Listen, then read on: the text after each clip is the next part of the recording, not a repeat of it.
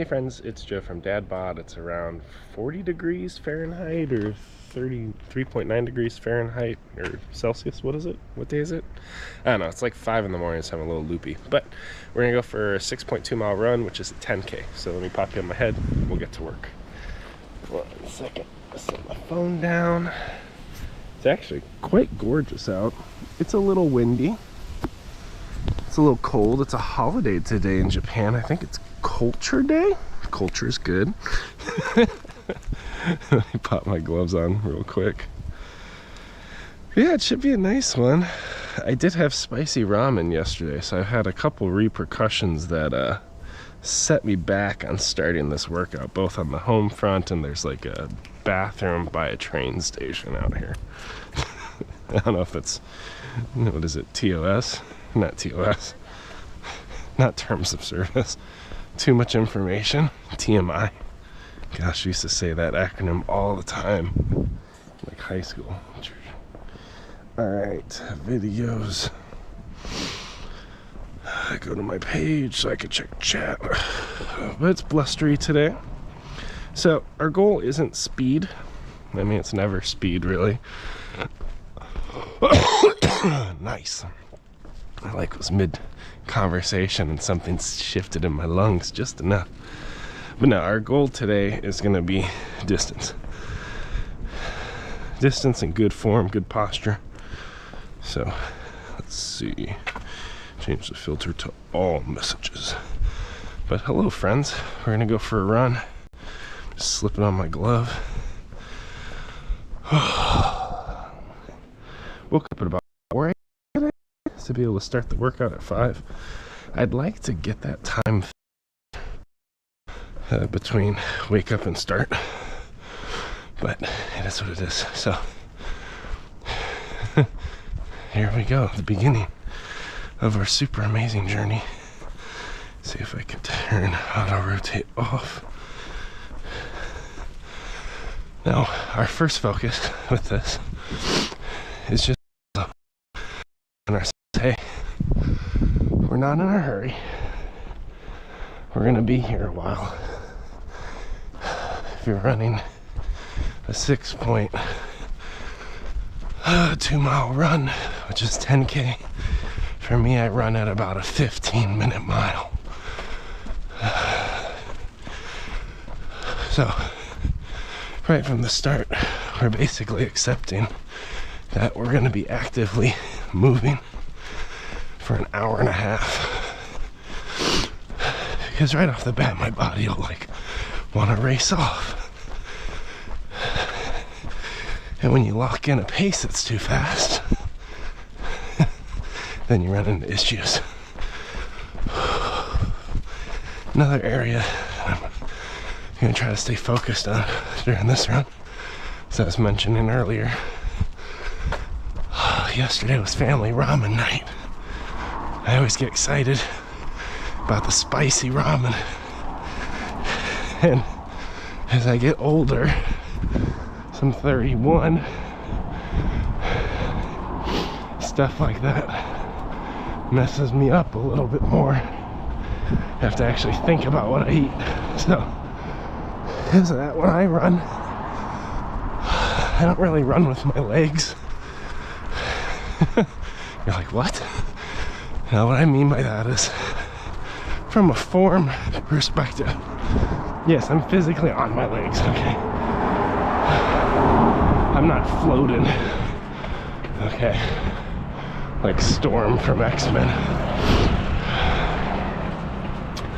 But, I normally try to hold some good inter-abdominal pressure.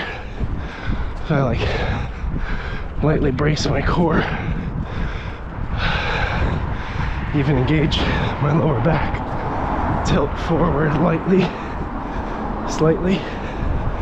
And my running style with that light tilt really is more like a controlled fall forward. Now, at a slow pace like this, it's very gradual. I'm not like teetered over running fast. But because of that, inner abdominal pressure after spicy ramen can be problematic. So it's an area where I try to find the balance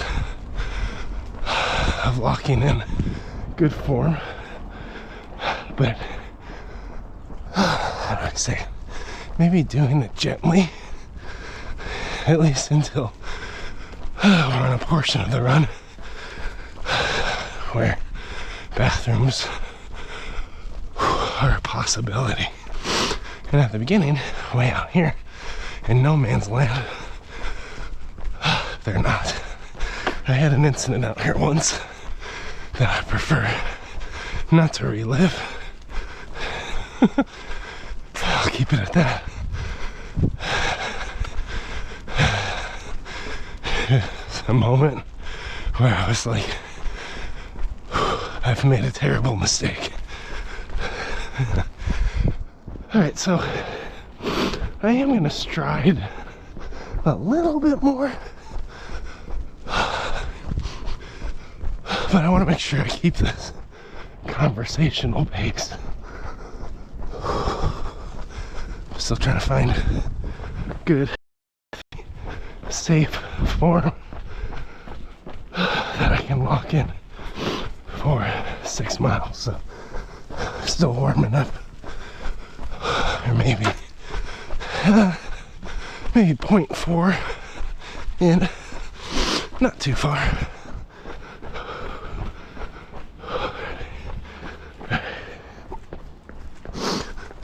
Running down these is nice.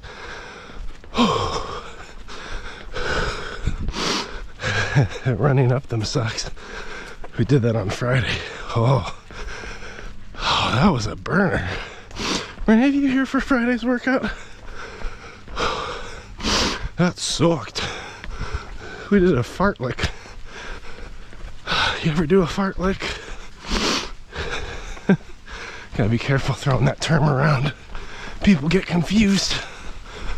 I'm breathing into it.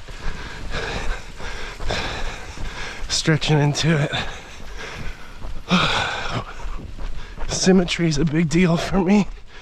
Trying to make sure my torso, my hips aren't too twisted or favoring one side versus the other. I mean, it's always gonna happen a little bit for me. Like, I'll have one leg lead the other, or like the tension's not the same across them. But especially in the beginning, trying to set things similar is important.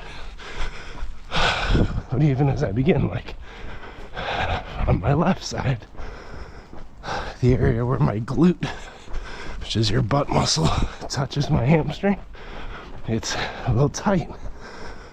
More on the outside of it, just on the left cheek. And the right side, it's actually like my inner ab on the right side.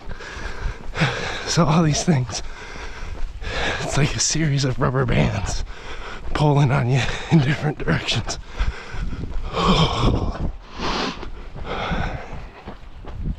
I'm just working on getting everything to pull the right way.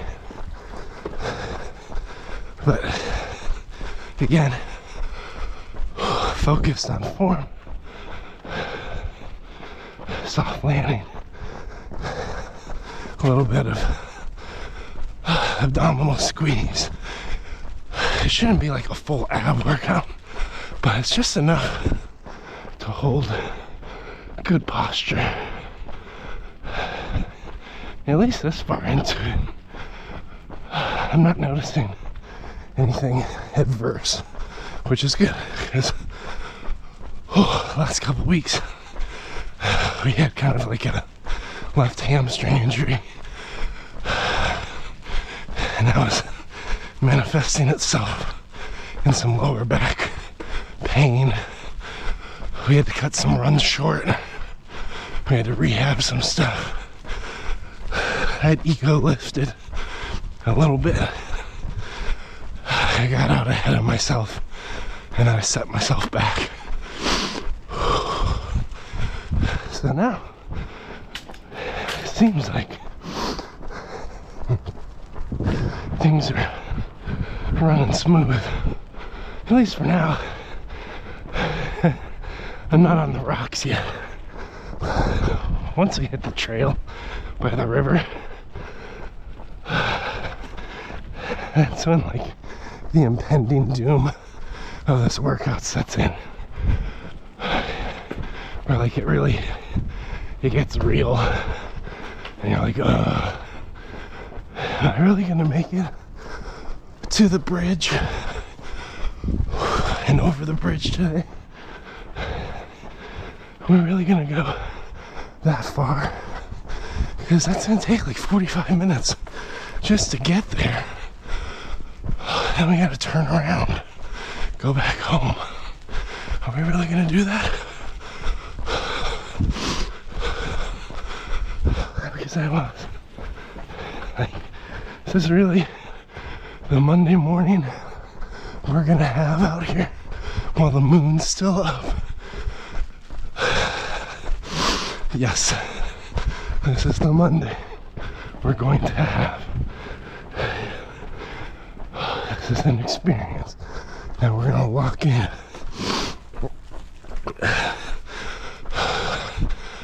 That's just the tricky part. Is like, sometimes, not always, sometimes fitness and progress is like 80, 90% mental.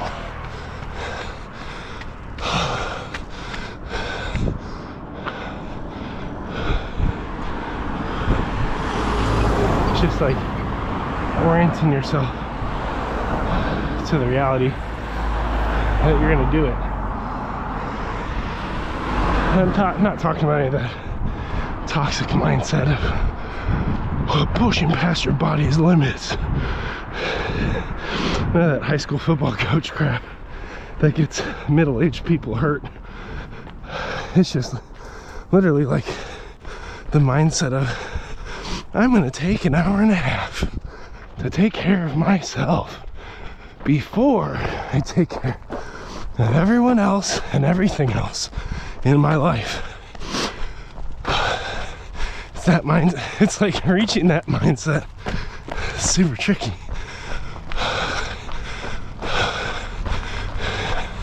Because it's actually within, at least for me, it's within my body's capabilities to do it physically.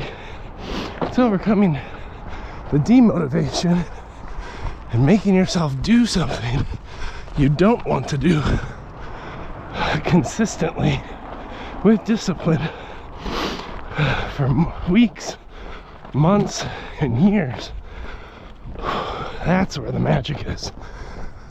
And you're really training yourself how to overcome the allure of comfort. With all my training, I actually try not to push my body past limits because I respect my body. I know what it's capable of. I know what it's not capable of. And I know where injury would love to show up and set me back a few weeks. And a little ego lift, a little hamstring inflammation throws off my form, and boom, it's like a rough 3 weeks with light distance. So I'm really good at like being aware of that, not doing that. Well, except the time I just did it, but for the last 223 days, that's really been the only substantial self-inflicted setback. Oh, the other one being COVID. COVID knocked me out, and it hit like I think three or 4 weeks before my half marathon.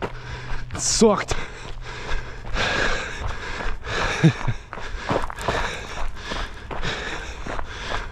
So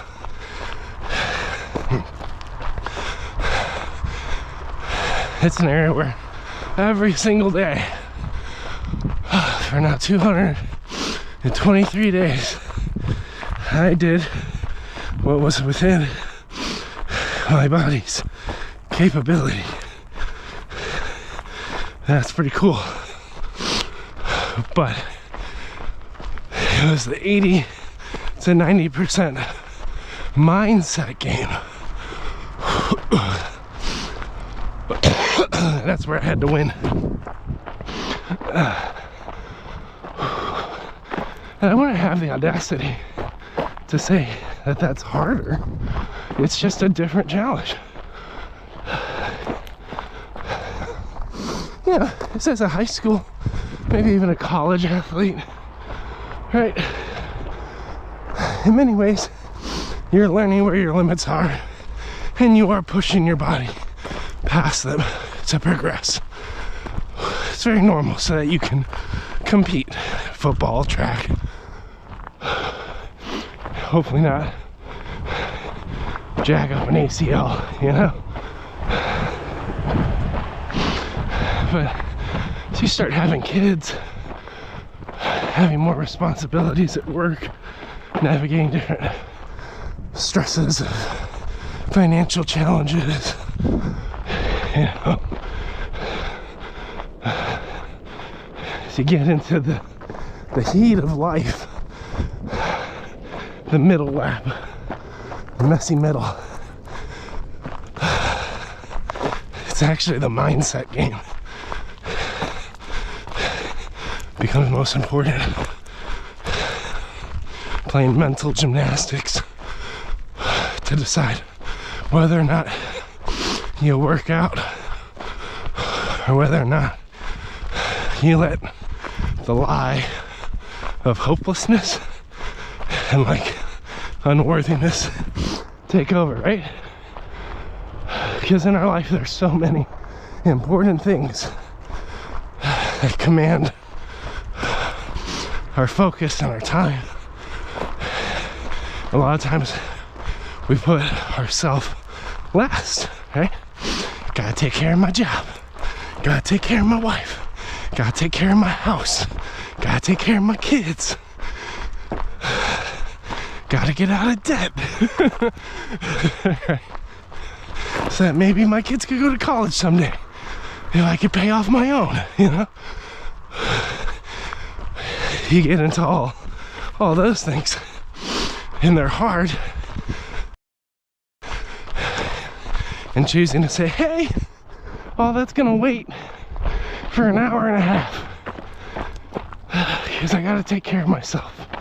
I gotta give myself good, challenging, but attainable fitness goals. And I gotta steward my body with consistency over time. Otherwise, it will break down. And then I won't be able to take care of all the other people and things in my life. They're gonna be taking care of me because I neglected preventative maintenance and burned out, right? If you tend your car, you're not changing the oil, rotating the tires, checking your gauges, and driving it regularly. And if you go on your first family road trip, you're gonna blow out on the side of the highway. All our kids are gonna be crying. You have to call like 2 cabs, tow truck. You're gonna ruin the family vacation. Unexpected breakdown, right? But it's so hard to let logic lead our decision making in those spaces and not go off of how we feel. Because I feel like I would like to be home under a blanket eating ice cream, watching the next season of Stranger Things whenever that comes out. Next season of Squid Games, whatever. Maybe Netflix will give me early access.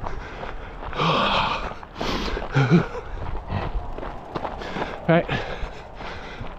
Where I don't want to be is out on this trail with the moon still out, breathing, holding my core,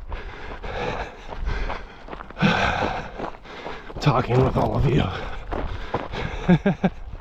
Just kidding. Okay, maybe that's some of my encouragement for you today as you start the new year. Folks get wide-eyed with resolutions. It's the year I lose 20 pounds, 40 pounds. It's the year I blah. It could be, but whenever you're setting a goal or a target,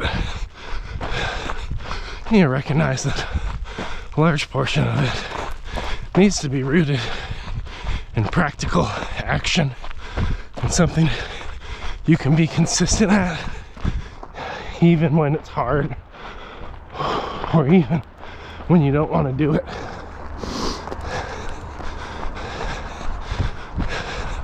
A lot of folks can't make progress because they set unrealistic fitness goals based off of where their body was a decade ago and compare it to well-lit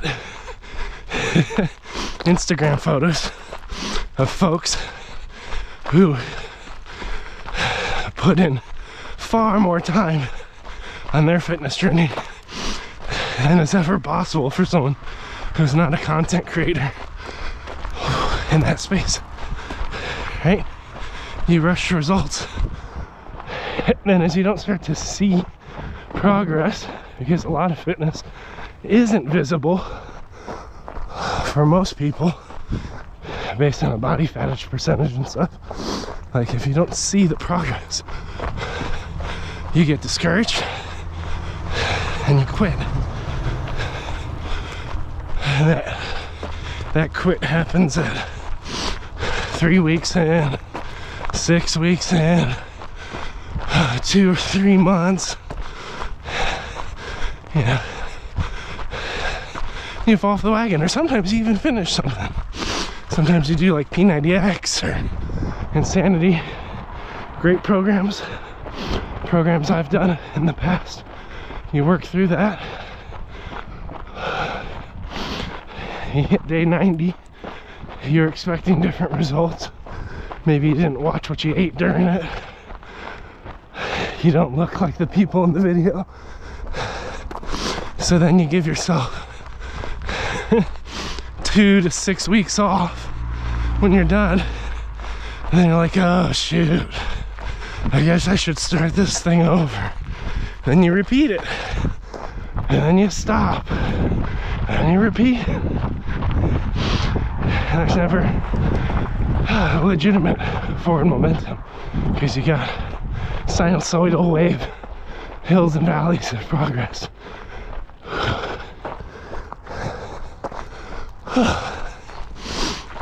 So, one of the things I try to coach, especially through like the DadBod half marathon program, which is totally free besides your time and effort, is like over 16 weeks of training up to walk a 5K and then eventually jog half marathon.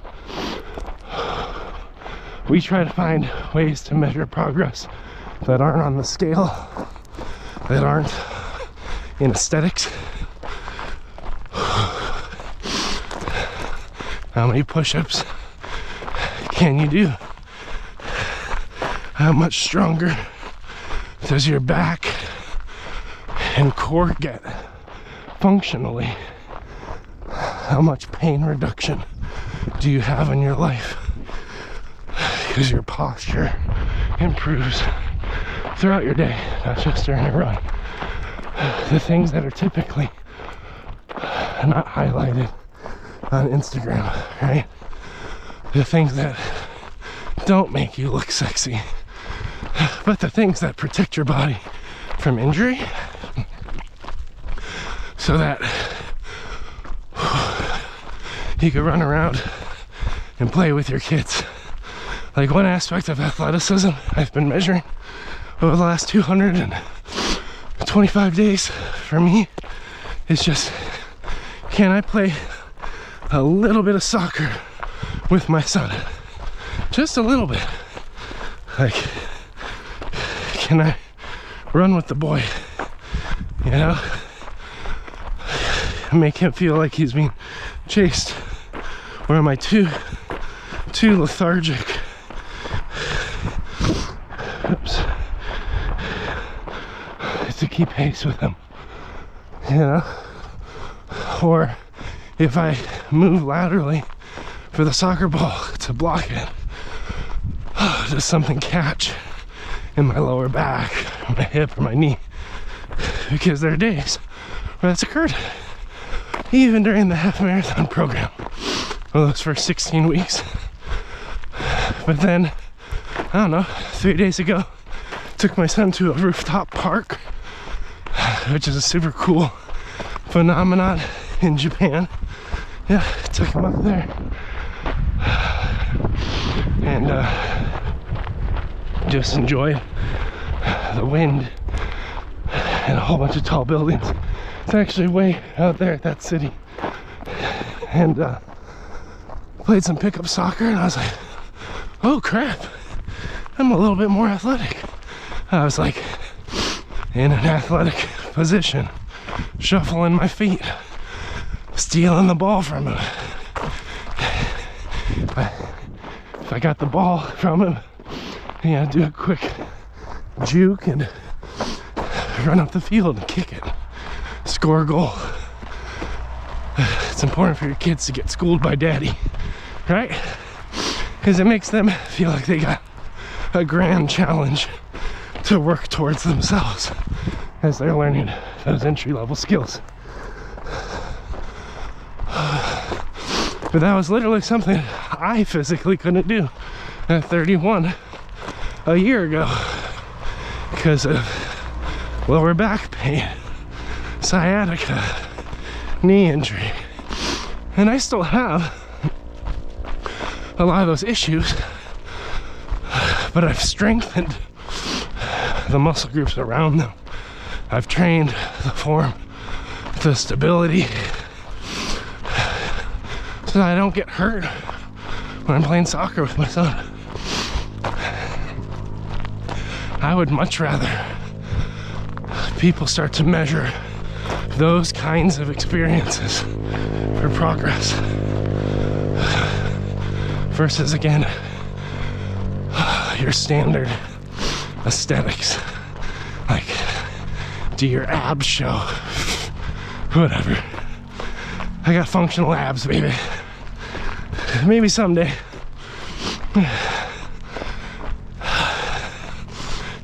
And a DadBod can be any shape or size.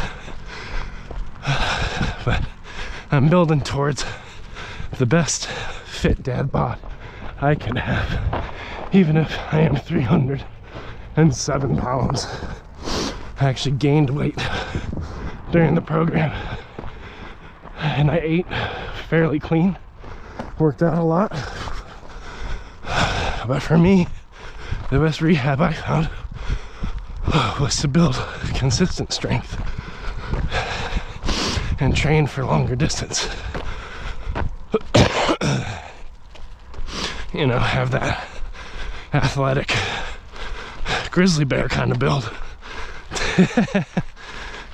Eventually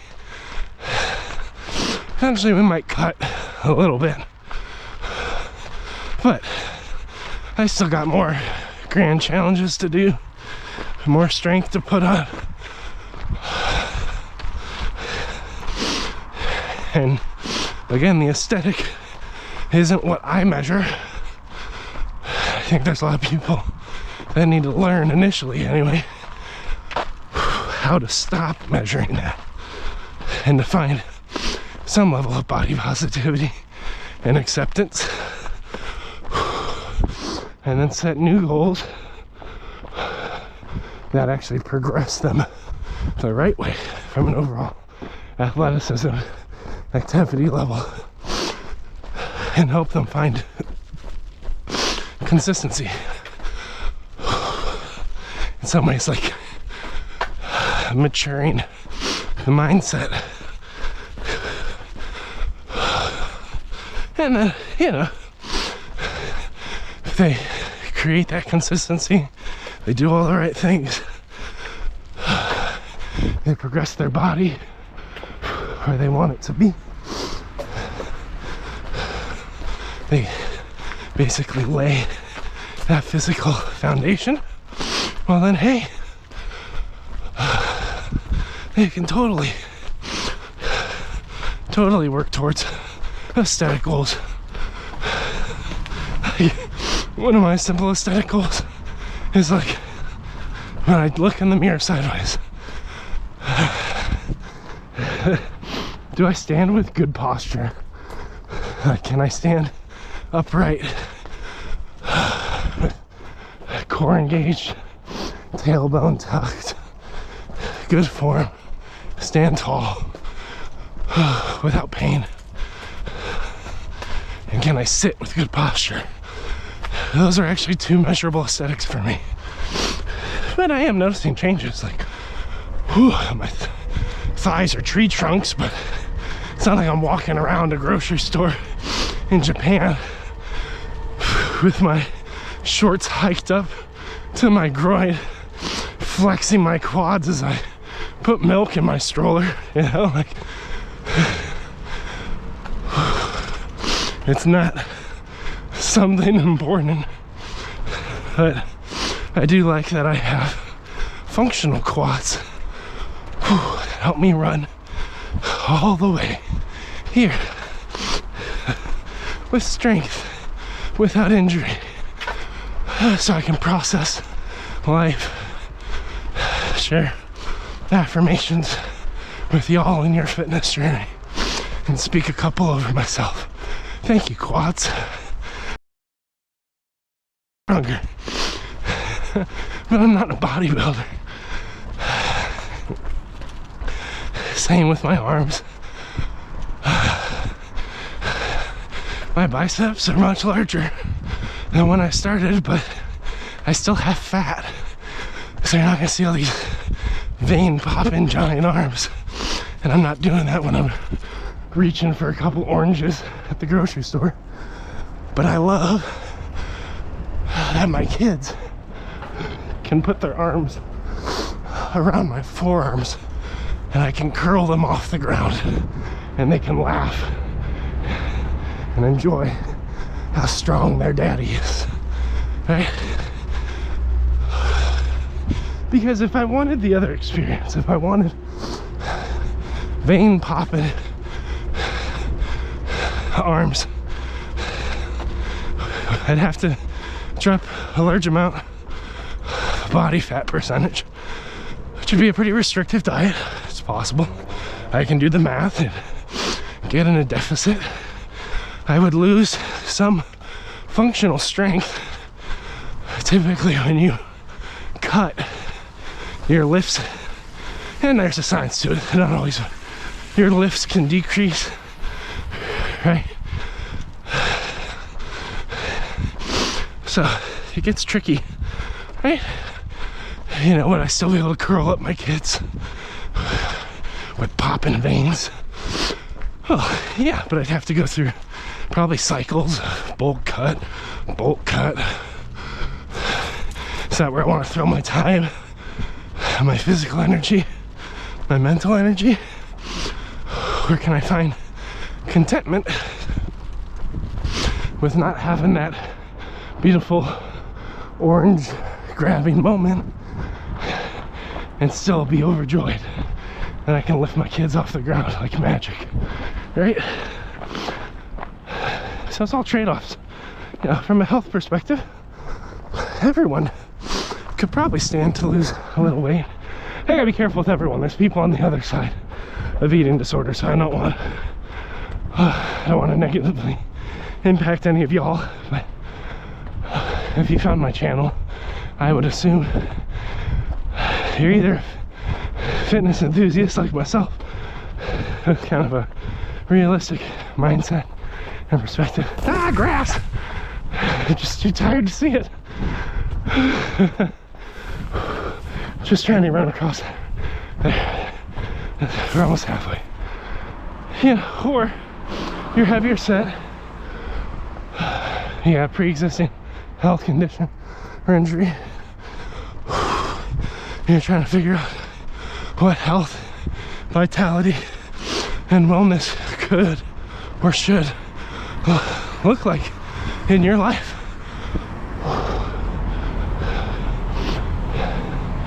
And both folks can always take a step towards health and wellness. Those who are athletic have the right, have a healthy BMI. There's still other grand challenges you can work to. You can always challenge and improve your body. And it's a good thing to do.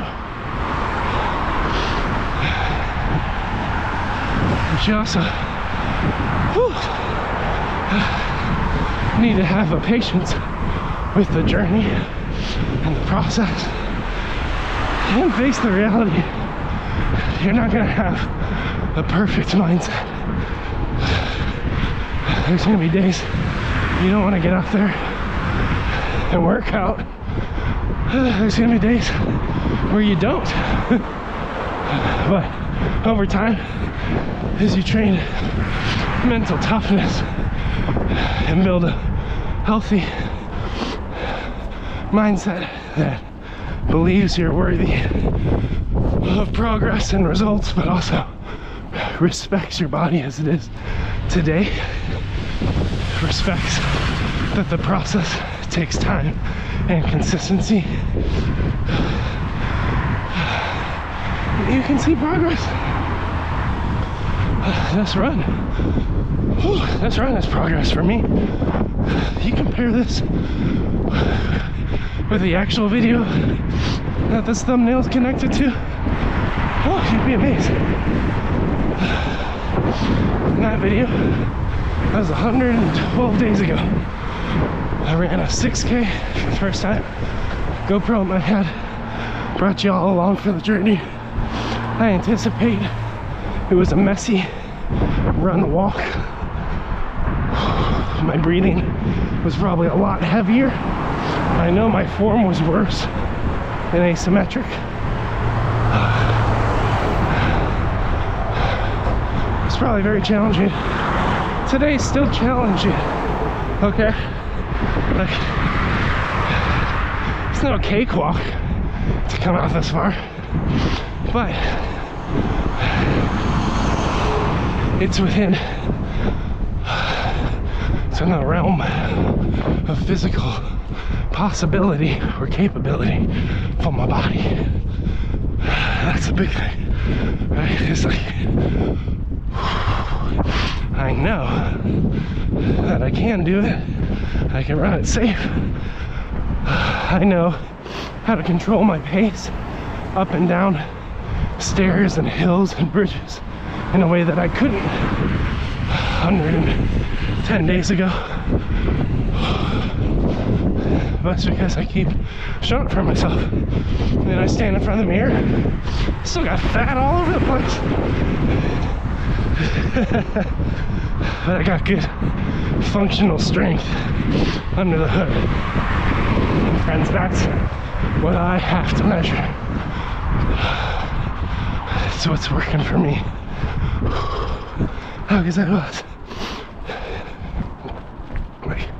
I have to measure my functional strength, because if I was measuring aesthetics and if I hadn't gotten there by day 100, day 150, day 225, which is where I'm at today, I'd quit. It's not worth it, it's too hard. But when you measure something different, like being able to do more rows with more weight, slower, with good form, being able to run farther safely without feeling injured afterwards, being able to curl your kids off the floor. Being able to do 10 push-ups with your daughter on your back. Those milestones, that keeps me in the game, friends. That keeps me pushing. So you gotta start setting new goals and targets. And I haven't seen any chat today, which is totally fine if anybody's lurking or hanging out. But I'm hoping as you start thinking about your next year, where you want to be, what you want to do, that you're not just like blindly seeing a six-pack and thinking it'll arrive. That life owes one to you. Nah, doesn't mean that can't be the right goal for you. It just likely isn't for most people. We gotta start somewhere different. All right, friends, we're getting close to the turnaround. Normally I cut around here. This should be about 3. I'm gonna try to get to 3.1. Take a quick bio break, and then we'll finish up this run. Let me check. Where are we at? All right, we're almost at 3. We gotta run to 3.1, so maybe another, I don't know, minute and a half, just about. Whew.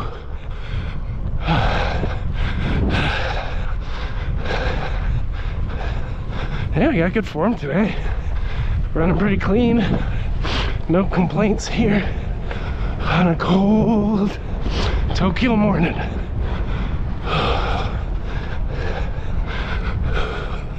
Yeah, there's our shadow. You can see the gut.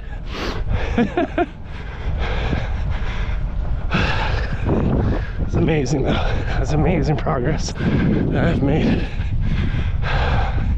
So much joy in that. And what's great, every step it took to get here, you gotta take every step coming back.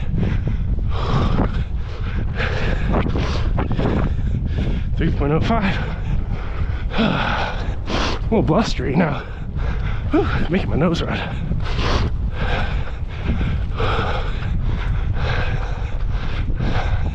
Other fun thing about Japan, they don't do time change the way US does. So like tracking your life around the sun, very erratic.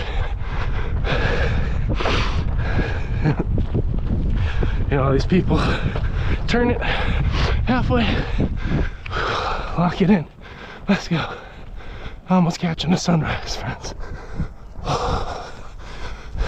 You know, all these people in the US are like, you gotta end daylight savings time. It doesn't conserve any fuel, it just destroys the world. I will say, I think both systems suck in their own unique way. It's kind of weird how much more drift there is between daylight and what I'd say, quote unquote, standard working hours in Japan.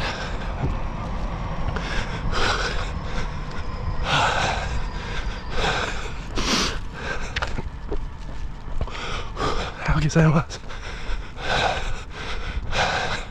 So that's it's a little bit unnerving how much drift, but it is cool not having to figure out when the entire world changes.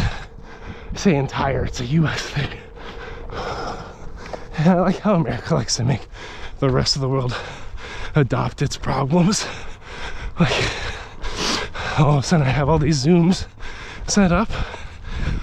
Whew, that should be just fine. And then everything's awful because the time shifted between the time I set the meeting and the time the meeting occurs. Because I have to adapt to Japan. And I'm like, I bet this happens for so many other countries working with the US. Like, so many other countries that don't have daylight savings time have to then be like, oh crap, and figure out what the heck is that? How do I adjust to that? My country doesn't have that. You know, or the issue that it's state dependent, you know. Some states have daylight savings time. I think now there are a couple, I'm not sure, fact check me, that don't have it. Like I think, again, I'm not positive, I think Tennessee, so my parents live in Tennessee, I could be totally wrong here. I think Tennessee doesn't have it anymore. They used to. So like, oh, freaking hell. So like, they shift their time between Central Time, which is like Chicago, and Eastern Time, which is like New York, based on whether those regions are in fall back or spring forward. The whole thing is a bloody mess. Come on now. Again, it's like, thanks Ben Franklin for screwing it up for everybody. I guess we could thank Jefferson for states' rights. That's so silly. Alright, so friends, I definitely don't want to be running right now. In my opinion, this part of any run is always the hardest. Whew, and I don't mean the hill. The hill does suck. I train for hills, so. But psychologically, I found the hardest stretch for me is always between halfway and 3/4. And I don't know, it comes from trauma in high school, running track and field. Like, in high school, I was a football player, U.S. football.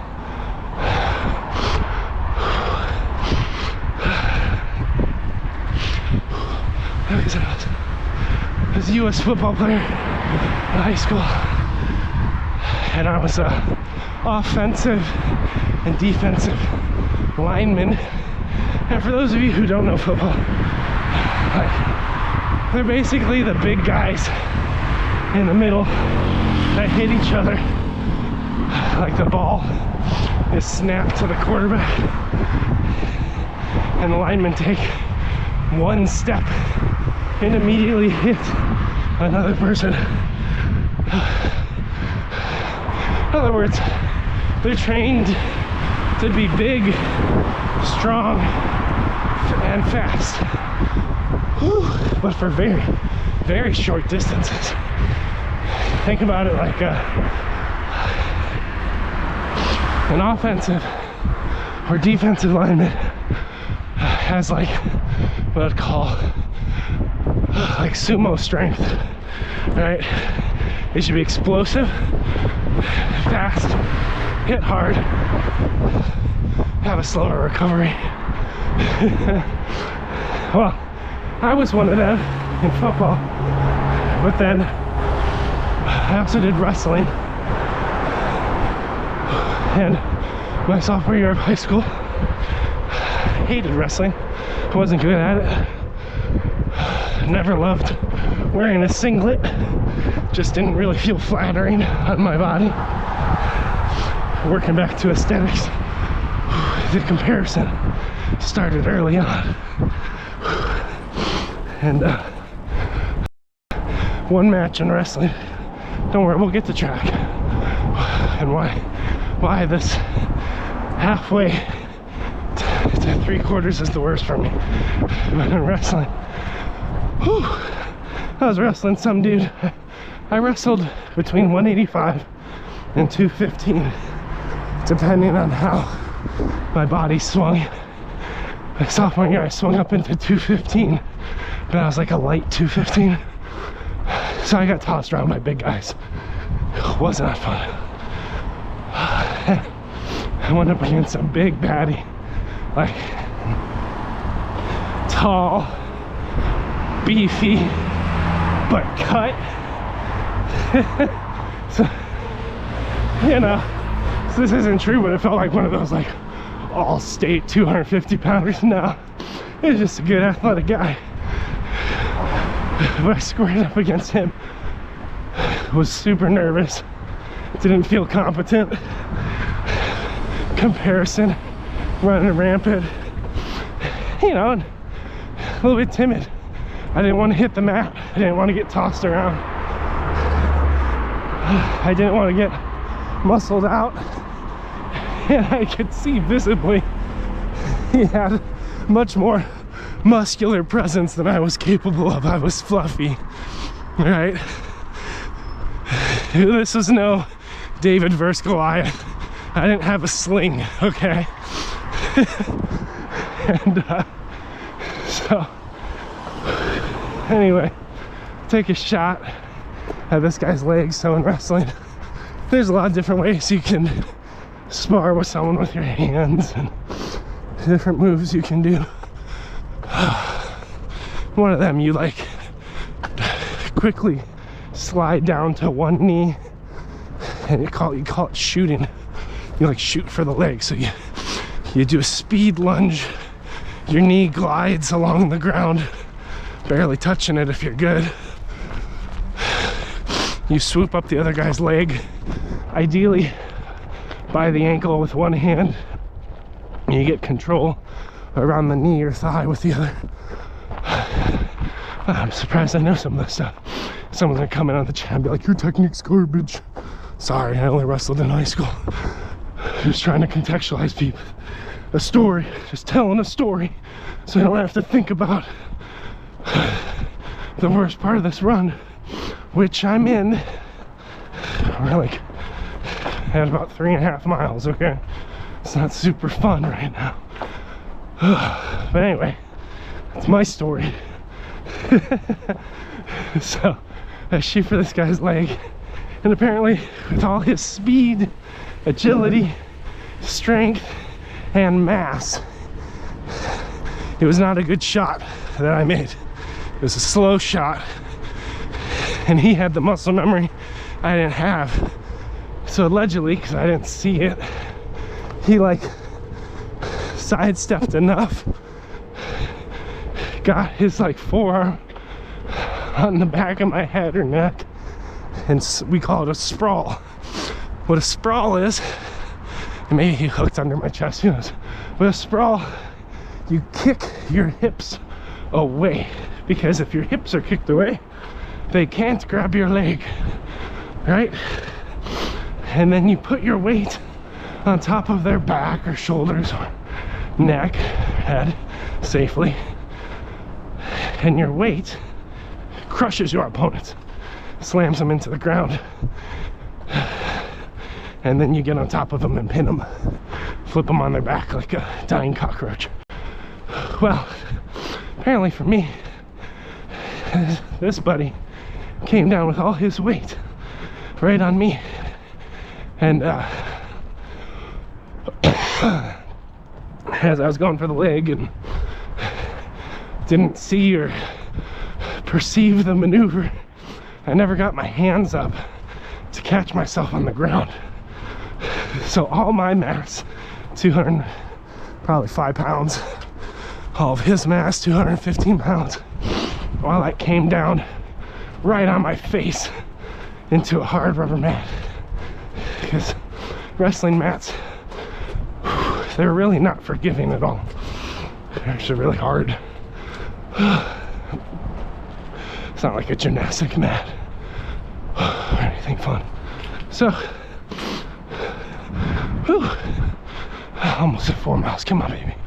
Got slammed on my face, blacked out, woke up on the mat. The trainer, Glenn, put in a flashlight in my eyes, blood all over my face from my nose. And he's like, do you know who you are? His name was Glenn. Awesome trainer. A lot of respect for Glenn. The only reasonable person medically involved with athletics in my high school upbringing. Actually, like, learned something from him. And he's like, you know who you are? I was like, yeah, I'm Joe. He's like, you know what day it is? I was like, no. You know where you are? I was like, no. He's like, oh, that's not good.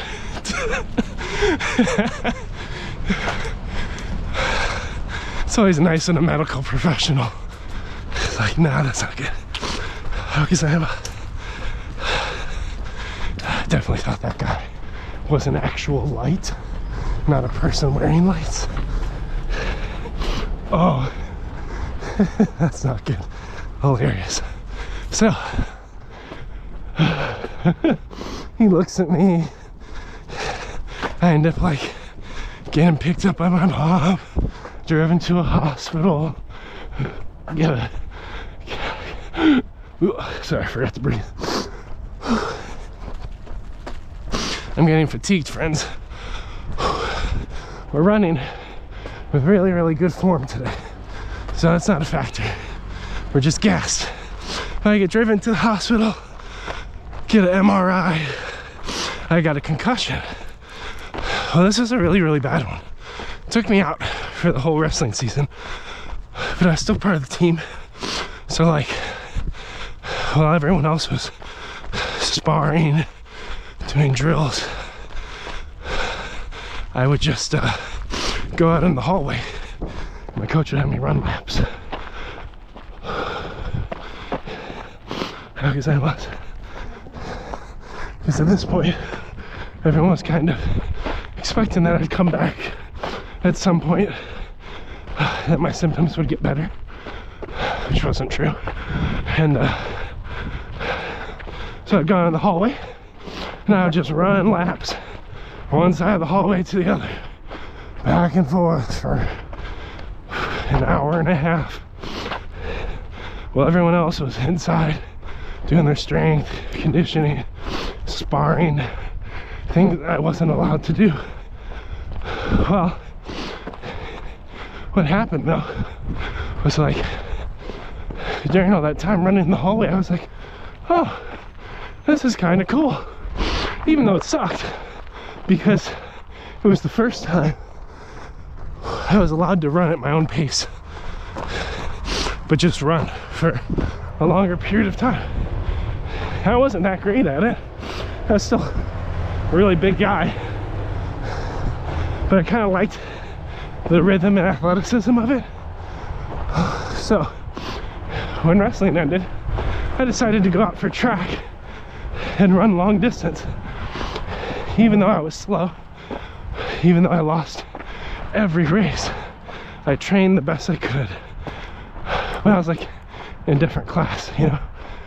Everyone else was a S-class Formula One kind of runner, and I'm a Pinto. But I ran the mile, dog slow,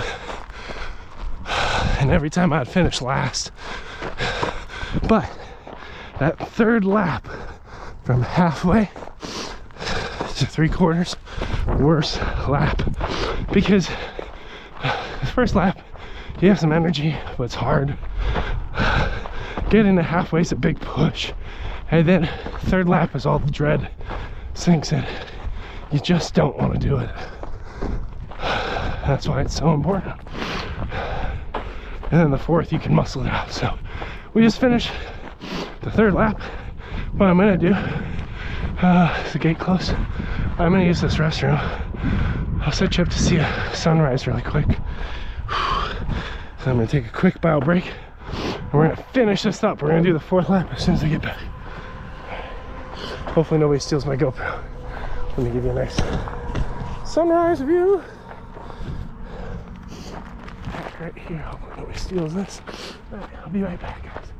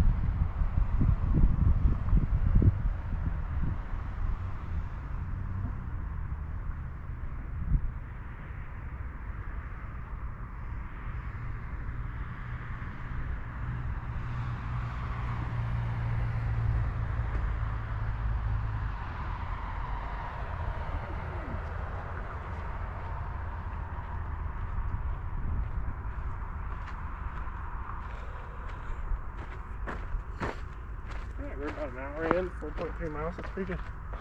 Turn off my camera. 1 second now. Pop that in my head in a minute. We're actually making really, really good time today. I think it's all story time. It's just keeping me going. Don't worry, I'm coming. Just wait. I'm gonna do a gooey packet. We're gonna do a battery swap. It's gonna be grand. I'm right over here, but you can start to see the sun's actually dropping, right? Yeah. I'm starting to get some sun. Although we're at 40%, I only have 2 miles left. I think I can probably make it without a battery change if I stay focused. So that means I've run an hour, use 60%. Yeah, I should be able to make it. I think 7's where things drop off. It's a beautiful city though. We got a couple stretches in really fast. I don't really stretch when I run. I hit a couple deadlifts to get form, but the run kind of functions as the dynamic strip because I ease in and I typically ease out of it. All right, friends. 39%. You know what? I'm feeling conservative and I want to get good at this battery change process, and I'll take a gooey. So let me hit a gooey packet first. Yuck. Trying to keep my feet moving. I think today we've unlocked. Oh, this is a good one. It's the Tastefully Nude. It's disgusting. No, doesn't taste like anything good on this earth. Turn off top chat. There we go. All right. Whew.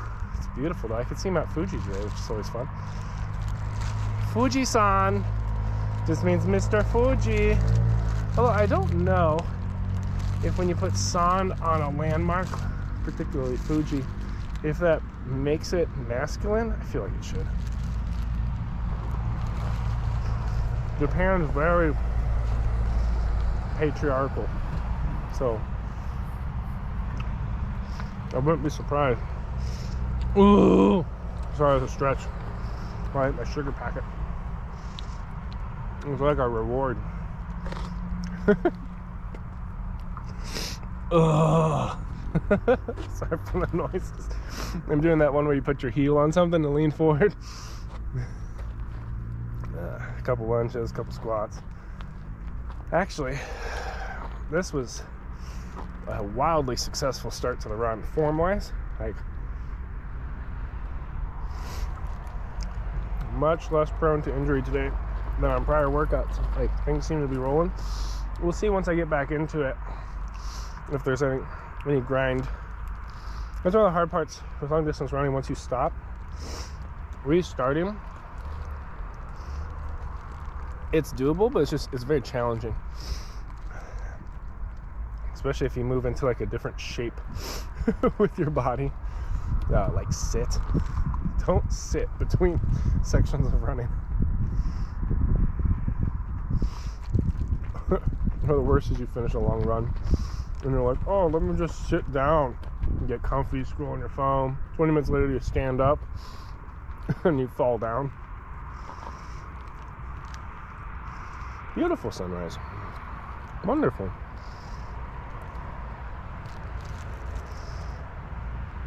All right. Actually, if you like sunrises and water noises, very niche content. But if you search through my page for Kawasaki, I was gonna say, which is kind of spelled how it sounds, Kawaski,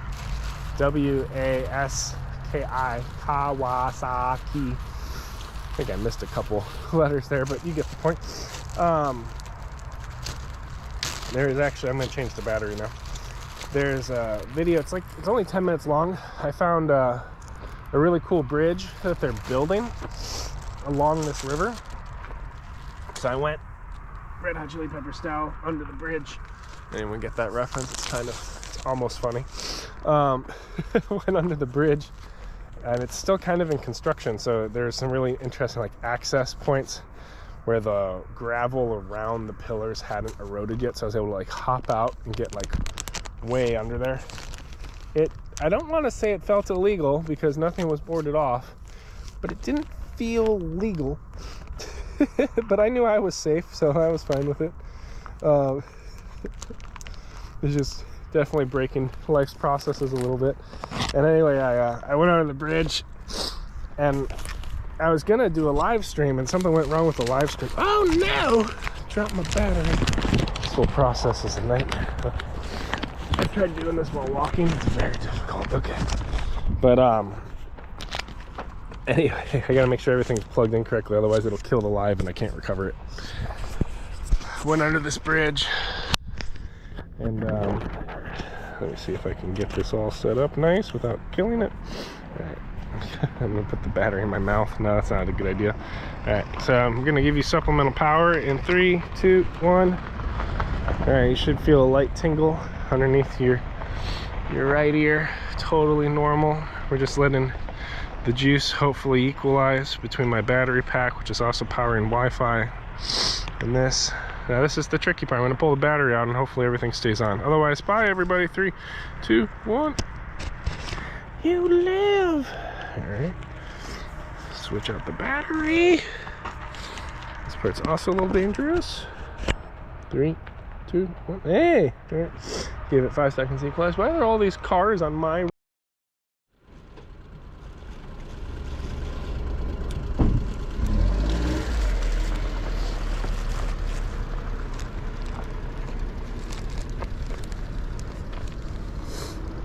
Oh, did it recover? Oh my goodness. That's never happened before. I thought we were dead in the water, friends. We still get to hang out. Wow, you're so lucky. Refresh. So apparently, when I pulled the battery out, in case you're curious what happened, I'd put the battery in, supplemental power was on. I'd given it like 8 seconds to equalize, but probably needed to give it more like 15. And somehow it lost connection, because I think there was just enough of like a lack of power surge that the GoPro stayed on, but it couldn't maintain communication. I don't know how this all works. That's my theory. Didn't have ample juice to do all things.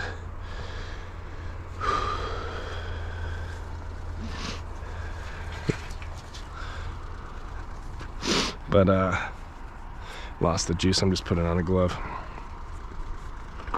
But it kept it going, or it reconnected, which is very rare because I have my YouTube live set up to auto turn off if it loses signal. So I was almost positive I was gonna have to do some kind of backup or just finish the run solo. So got 2 miles, just less than that actually, 1.7, not too bad, because it took us a while to eat our gooey packet and go to the bathroom and change the battery. I'm gonna walk it out to maybe like the bush up there.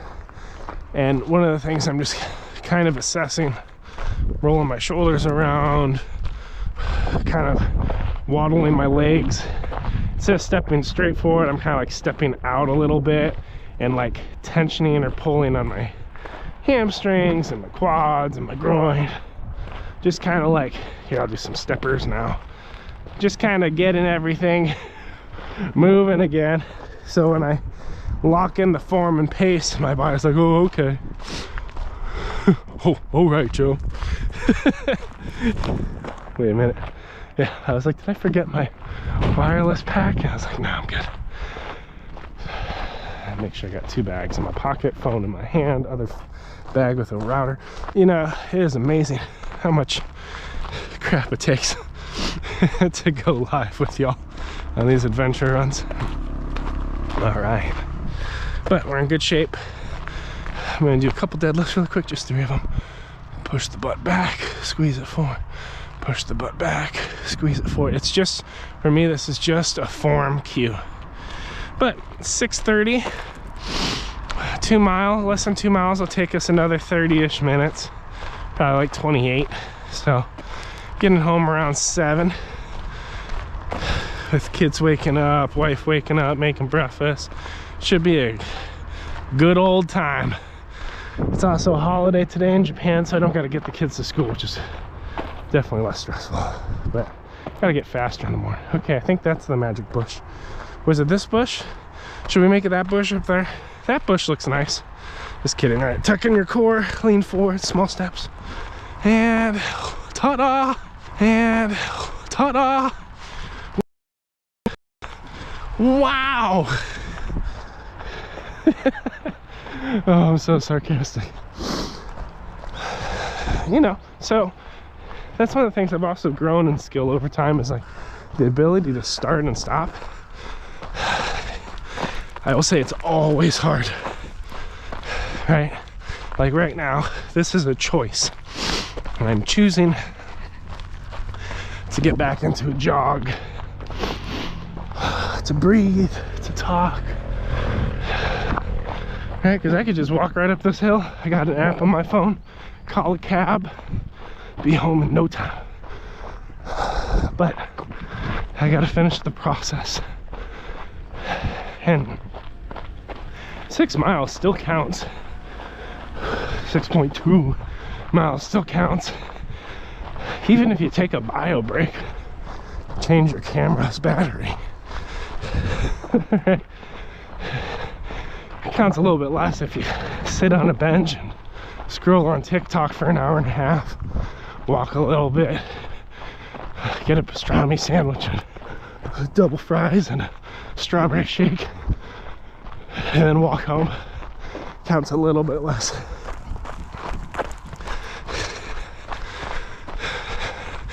I love how folks will try to put things out on the internet that are like you ever see people trying really hard in order to be seen, to make a spectacle of themselves for views, you know, like creating this archetype of some kind of sarcastic, snarky, arrogant, pretentious engineer providing unsolicited answers to the internet's hardest questions. Oh wait, that's me. But there's one video I saw where someone was like, I want to break down all the fitness biases and toxic mindsets about what's healthy and not. You know, it doesn't really matter what you do. So, in order to make running fun, I like to run to go get brunch with my bestie. And they run to their brunch restaurant, they eat a whole bunch of crap food, drink a couple mimosas, and run home. I was like, I mean, I guess if you want to make running fun that way, sure. But like, I don't know, a 5K run doesn't like equalize the mimosas. Like, sure, if you like mimosa, have a mimosa. But the way they tried to like angle it, it's like you're not really helping. Maybe someone needs to hear that. Maybe someone just needs to say, you know what would make running fun and fruitful for me? I'm gonna run to get brunch with my bestie every day. Start slamming drinks, eating chicken and waffles, a large Belgian frite. That's gonna get me where I want to go. Is it? If it gets you moving, sure. But you can't outwork like poor food. Doesn't mean you can't have a balance. Like yesterday I got gyoza, fried rice, spicy ramen. Still navigating the spicy ramen. You know what I mean? So but that's a choice. It's a carb overload before a run, my long runs. But I will note, it's not really an optimal carb load because all three of those things just like buried in oil. But I enjoy that food. So once a week or once every other week, it's ramen night, you know? It's like, but it's not every day I go for a run. I'm gonna run to Ipado and get my triple oil carb, get a couple lemon sours, and see fitness progress with my brunch bestie. It's cute. Brunch is still important. You have to live, okay? It just felt, when I saw it, it felt a little over entwined. But I don't know. You tell me. Is that the fitness motivation you need? Every day, go run too. You and your brunch buddy.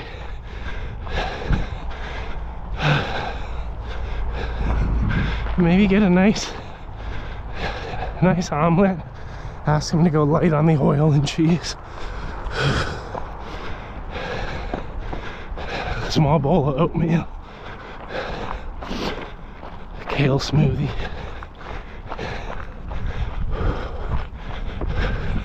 Gozaimasu. Wow. He's a runner, he's a track star.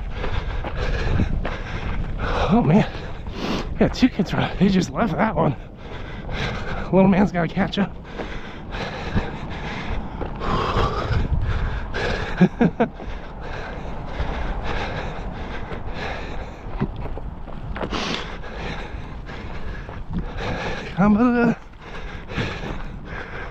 Just told him good luck.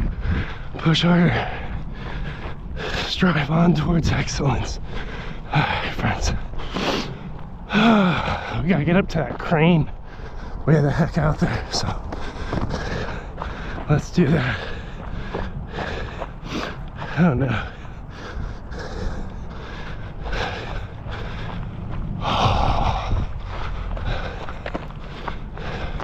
We're sore, we're tired, but overall form is solid.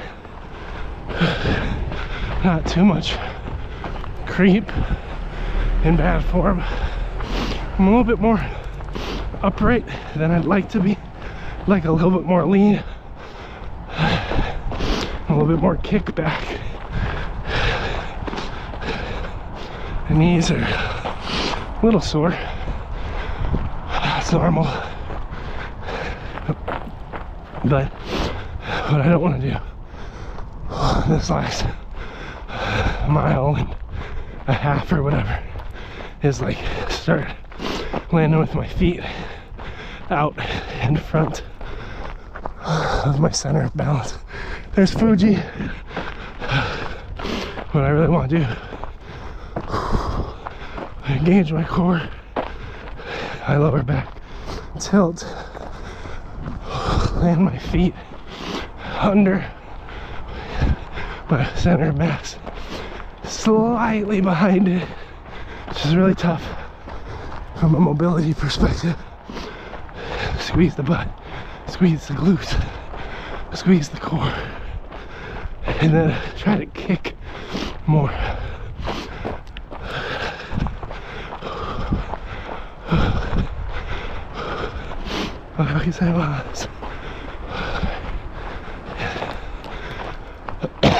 Keep it up. Keep it up. But we're in it. We're about an hour and 10 minutes into this mess. We're getting the home stretch here, friends. I believe that. A little walkout bridge thing. I think that's about a mile left. I'll double check. I've been actually meaning to calibrate it. Probably have a mile 10 left. Keep leaning, keep going. I think once I get to that white pole up there, I'm gonna stride it to the next bush just to kind of open up form.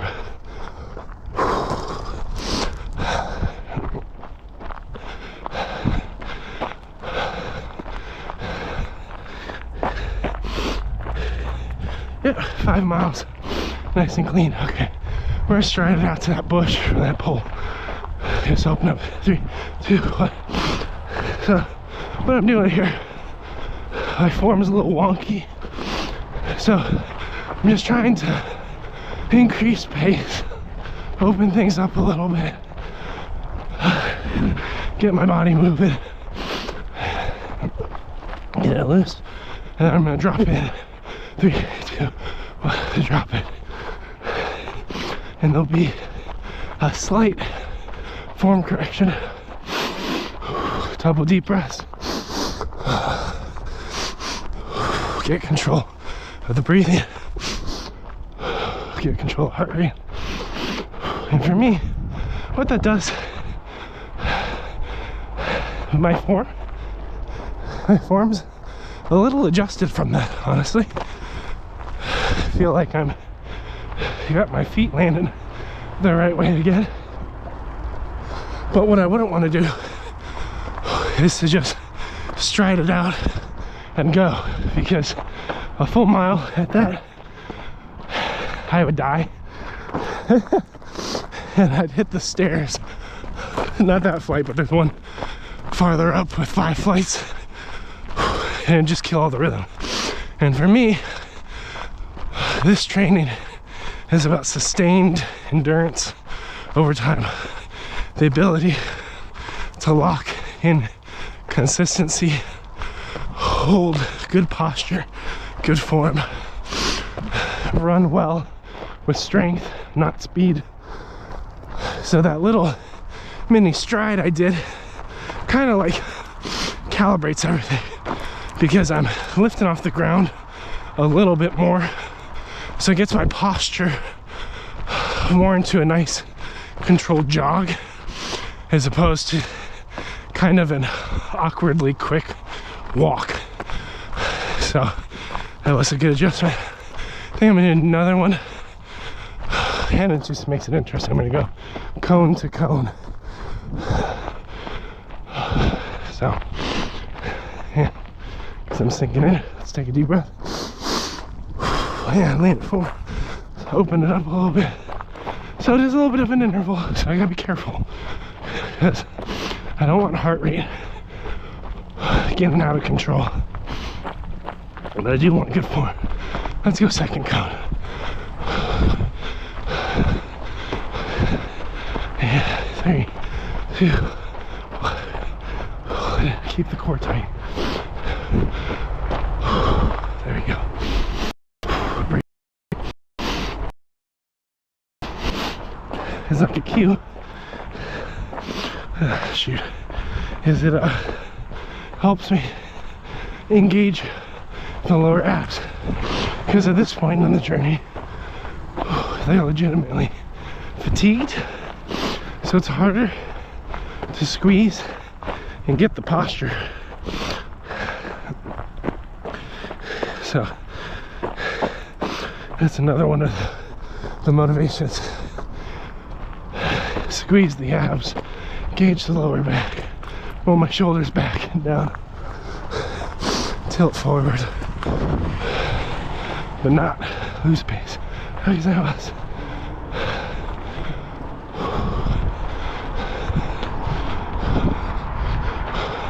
Not have things drift out of form, out of control. That's why we immediately bring the pace back down, so that we keep it in the low, sustained endurance mode. Oh, this would be a great gap. I'm gonna miss it, I think. Oh, my goodness. How good that was? Get it, bud. Me and him out here doing our best. There's another one.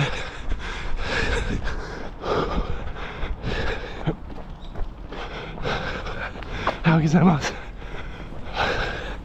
Everyone's out here.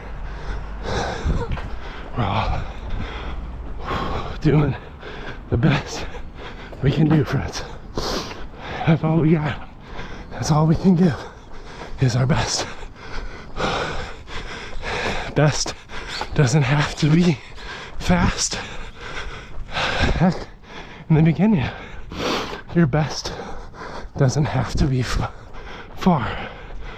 I trained here over 225 days. I'm a big guy, 306 pounds. Going for 6.2 miles or 10K. Right, there's a buildup. It's a condition myself to be able to do this. And your buildup is going to be different. We can traverse similar paths, similar plans.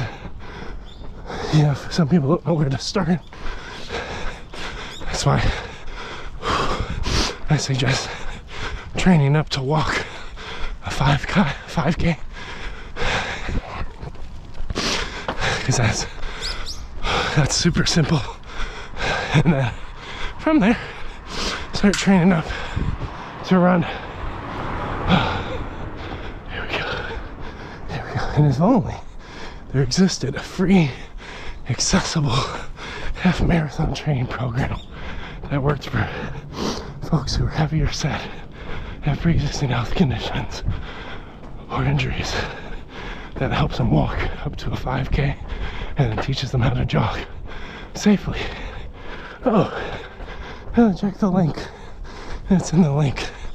Go to the link. It's free. Ooh, come on.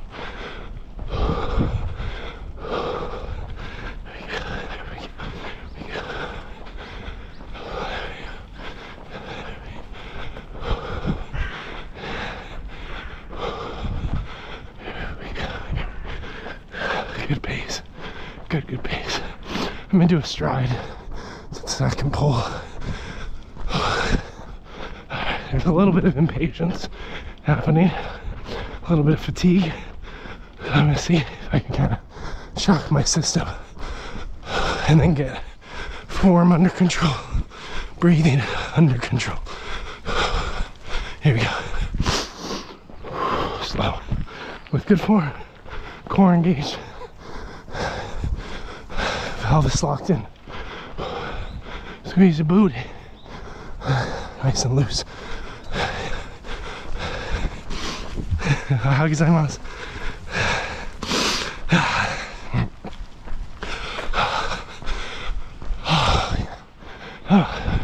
We got stairs coming up. And we're at about 5.5 miles in. Honestly, really clean run. Like, great form. Really good discipline on the pace today. Like, I locked it low and slow. I'm so happy. So happy about that. So, absolutely marvelous. Now we have a monstrous hill coming up. I'm gonna try to jog it at a similar pace. Really focus on my tilt, squeezing my core, driving with the quads and the butt. And the work is at the top of the hill. Really controlling breathing, but getting right back on this pace for a slight ascend on the hill. Then getting control after that. I'm breathing in pace. And then we'll only have one more stairwell. So I'm gonna see if I can keep forward momentum. We trained for this on Friday because we ran this hard. So yeah, we should be able to run it smart. Here we go. It's a big one. Big baddie. Let's go. Tilt, core, and drive with the butt. Lean, squeeze, engage. Steps give you a little bit of a break. Here we go. Big one.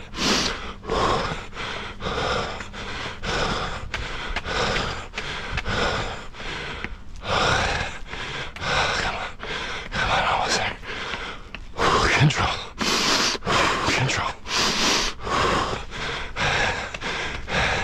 One more hill. Control.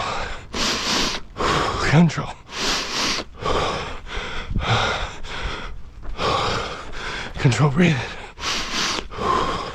Control form. If I fall back on my ankles right now, it's over. I gotta keep my lean into the hill.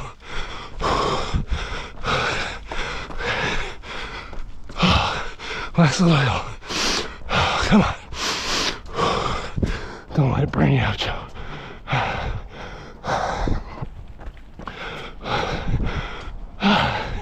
Day 2, 25. Let's go. At the red stop.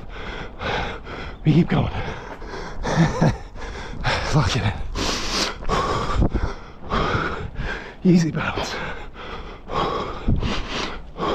How can I Easy bounce. Easy bounce. Breathe. Heart rate still very high.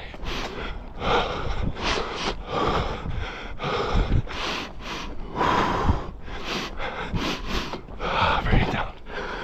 It's hard. It's a hard choice. So keep going. We're almost there.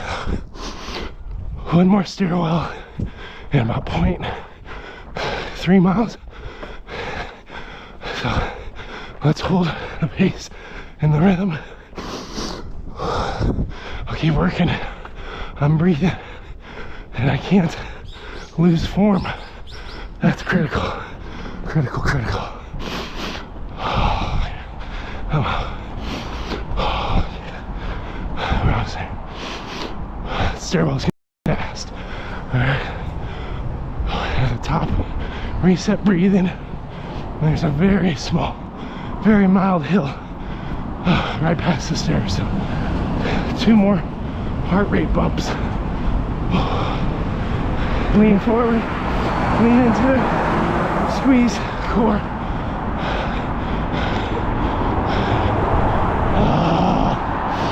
Forward.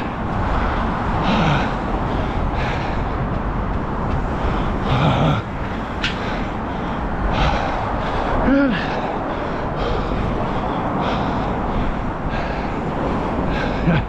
Lean. Lean forward. Turn corner.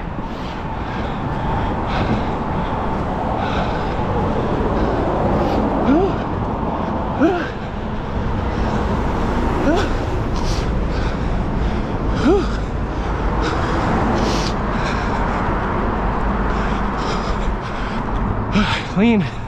There we go. That was hard. That was hard to... had to call it out.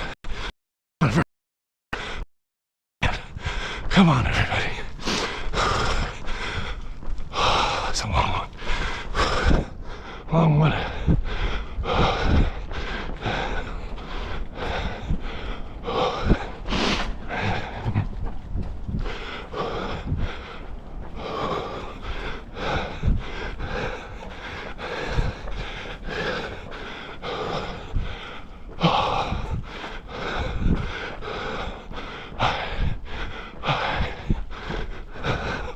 I like the bamboo.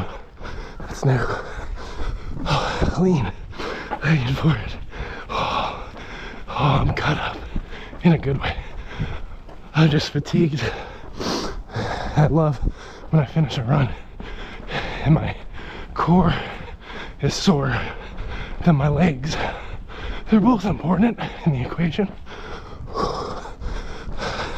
But a sore core for me is an indication that I ran with good, or in this case really, like excellent form. And excellent form means that I'll be able to sustain this lifestyle, to keep going long distances as a heavier dude without injuring myself, taking myself out of the game. And that's huge for me, so very, very happy about this. This one was hard earned, not just today, but over the last 225 days of consistency. Okay, let's bring it down.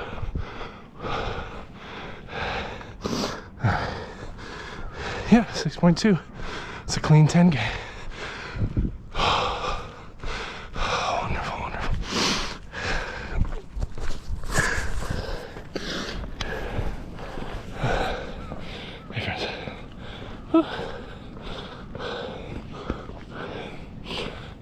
You want to see the river? Probably looks better than me. And my sweaty face. And loppy hair. But hey friends, excellent work today. Way to show up, way to hang out. For those of you who engaged. Hope you got something out of today. Tomorrow we got a strength workout.